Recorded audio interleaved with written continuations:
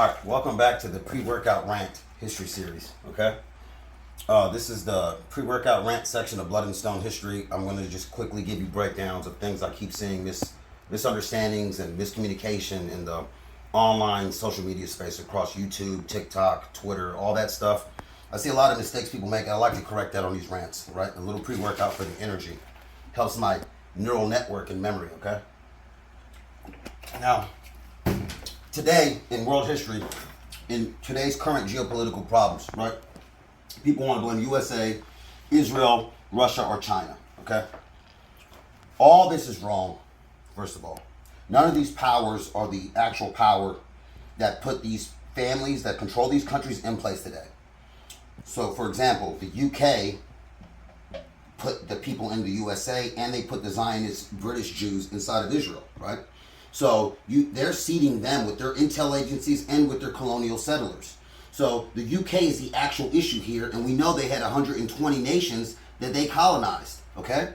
Now, we have that same problem when we discuss Jews and their problem in society. People want to talk about Jews like it's a monolith, like it's just some structure that never changed and it's got genetic purity and all this and that. But we know that only 3% of Jews today are actually genetically Jewish, and that's from the Cohen J1P58 Y-DNA marker. They have a pre-C line that has been consistent for 3,300 years in their endogamous marriages. But when we talk about Jews, what we're doing is making a huge mistake, because before there was ever a Jew, right? The state of Israel is 1,000. The state of Israel is 1,000 BC at the collapse of the Bronze Age, okay? Now, before they became Israel, any theologian or academic, any scholar that studies the ancient Near East, they're going to tell you that the people that made up this Israel, these Jews we want to treat like a monolith, okay? And then take everything from this point forward with everything we're talking about from the line of David, instead of going back. What these people was actually, there was no text, there was no Torah, there was not even fragments of a Torah at this point. The fragments start around 900 BC. There's not an actual Torah until 450 BC under the Persians. Okay? And their Messiah, Cyrus. Their Messiah was Cyrus. So, in this 1000 to 550 BC era, we have to think about them not as Jews, but as what they actually were, which was Canaanites. Canaanites that worshiped Baal, El, Sedek, the sun god, and other regional gods from that time. Yahoo, Allah with no H, right? But what were they as genetics, right? What were they genetically speaking? They were Amorites, who were blue-eyed Canaanites, who were Caucasian mountain invaders. So let's go Caucasus Mountains and Lower Volga, where the Yamnaya spread from. So let's go Yamnaya, Chariot, Scythian zone. This is the homeland of the Scythians for a long time, okay? So this area has a lot of different migration routes that travel around the world. Now, Amorites is one of those. Akkadians, the Turks of that time, which were Hurrians, Hittites, with a Mitanni, Indo-Aryan, that's an Indo-Aryan Mitra, Indra, Varuna, God-worshipping leadership. Mitanni leadership, which was Indo-Aryan R1A genetics, okay? They were running Hurrians and Hittites in Turkey. You also had the Greeks that were part of the Sea People invasions, also settled in Israel. This is before 1000 BC. This is all 1500 to 1000 BC. What is happening? Amorites, Akkadians, Turks, Mitanni, Shasu, Bedouin, Arabs, who worship Yahweh with the storm desert mountain god. You have Hyksos, who were under Kassites and merged with them. The kingdom of Hannah, right? Why you always see Hananiahs, right? Inside of the exarchal lines, because they're coming from the Hannah tribes. the kingdom of Hannah, which merges with Mitanni, Kassites, and Hyksos. Habiru are all across the region as a people trading group. And people believe Hebrew comes from that, okay? Now, all scholars will tell you this group of people merged eventually, and that included Assyrians and Babylonians. The Assyrians, before the Bronze Age collapse, and Babylonians are allied with the Phoenicians and the Canaanites. That eventually all these 20 people become Israel, a merger of all those migration people that were collapsed in the Bronze Age, eventually become Israel and that small city-state within the Phoenicia greater area, okay? And who built their temple? The Phoenicians did. Who did the exarchal kings of David keep marrying? Phoenician queens, okay? And then 500 years later, they start marrying Persian queens. Or Persian kings get married into the lines, like Zerubbabel, okay? The seed of Babylon. So this is always just a clusterfuck of Caucasian genetics and several haplogroups. Now the Cohen priestly line, which stays endogamous, they're J1P58, okay? That's just 3% of Jews. The other 97% of Jews in the world are halakha law, maternal Jews. Their maternal line made them Jews. Okay? That's 97%.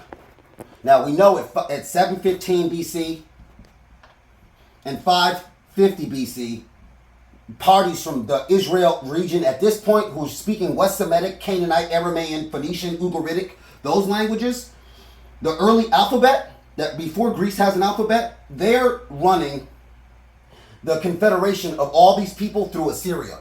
Assyria through Esarhaddon, then Persia through Cyrus and Darius. So these confederations are being ran by one or two powers within this greater complex. Eventually Greeks get their turn under Alexander, okay?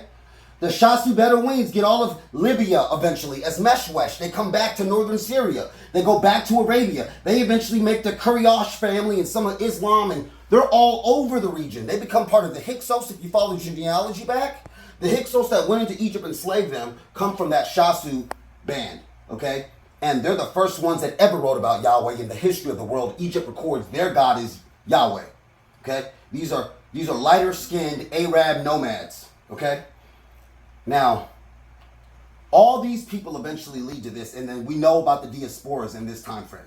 They go everywhere. We had that video in the Lost Tribes video. Go back and watch that. They go to China, they go to Spain, they go all over the world. Right? And then there's even the 870 AD Roman version of the exile. So there's so many times the greater Jewish complex goes. So when we're saying Jews are in control, who are we really talking about? We're just talking about a gaggle fuck of people in a confederation from the 1500 BC era to the 1000 BC era that culminates in the collapse of the Bronze Age and the Libyan Shasu taking over Egypt for good. Okay? The same thing happens in modern times when we're talking about Jews. People aren't thinking about that. Israel got seeded by who? Russian Jews, UK Jews, USA Jews, German Jews in the Havara Agreement. We had Turk Jews, Greek Jews. Oh my God, you see what's happening here? In this 1000 BC, when they come, they destroyed Jericho. They destroyed Jericho. A gaggle fuck of warrior nomads destroyed Jericho down to the last child, burns it all down. What happens in the Nakba, 1947? A gaggle fuck of even USA mobsters with German Jewish Zionists and Russian psychopath mobsters with Turkish people settled by Rothschilds into Turkey with Zeb Kalanimis from Russia, the T Baron. They're settling people in Turkey with the Donmei before the Armenian genocide. The Rothschilds are having 4 family members in that war in 1917 for the UK and for France, who is on an equal par with Germany, and Germany runs the UK. You understand that? Because the German Holy Roman Empire was ran by the Habsburgs, okay? And they intermarry with all of the royals. They take over Spain and Portugal after the exile, and they're in control of territories all over Europe, which are the safest place for Jews. Amsterdam, Spain, Portugal, safest place for Jews to conduct business for a long time. And the Habsburgs have a family model. Family model, A-E-I-O-U. Austria is in Latin. Austria is basically in charge of the world. All the world is subject to Austria, okay? And that still stands today inside of the Austrian government's building. So when we come back to Germany and France, right, we have France with the old Jewish ties and Charlemagne ties. Charlemagne leads to the Holy Roman Empire and Germany's power, okay? So the Frank Germans mixed with the Norman Vikings, who are themselves Turks and Alans from Iran, okay, and Turkey. We have that mixture in France. We have Germany, who's their brothers, and they move over. So France and Germany is basically the Germanic Empire, okay? Normans take over England in 1066. But then again, in the 1800s, UK's royalty is changed by the Saxe-Gotha-Coburg dynasty, right? So there's a coup in that royal line. So when we're saying the UK is in charge of this 120 nations, it's really the Habsburgs in charge of that. Just like the Habsburgs are in charge of that whole Spanish-Portuguese global conquest. But who are the Habsburgs aligned with? The Medicis and intermarried with the Medicis. The Medicis are intermarried with the Habsburgs for hundreds of years. The Medicis run the Vatican in Western Europe. Basically Western Rome, okay? So we still basically have the Roman elite who are claiming they are from the Roman elite. He is a crypto-Jew wool merchant, Medici, that family line. Habsburgs themselves come from Colonna, themselves, their own claim, and the Julie Claudia lines later in their own claims. Now, if we look at this, what are we basically saying? Rome is still in control, but who was in control of Rome? Turkish elite, who come from Persian royal families like Atrahasis. And then from those Persian royal families, they're really coming from Assyrian kings list and Babylonian royal families. So who's really in charge of all of this? It's a transnational, multi-ethnic conglomeration. And the power is in a small elite 1% continuity. 1% elite continuity amongst these families and all these powers, and they're always moving. You understand? They use exiles as a way to colonize. So they're bringing a new merchant force. They colonize they colonize a region through their so Spain and Portugal, I've showed you this before. You colonize the entire planet with these two countries, pretty much. An early version of global colonization happens, and the Portuguese and Spanish Golden Age happens, right? And then we have England with their 120 nations they colonized, but England is doing that through the English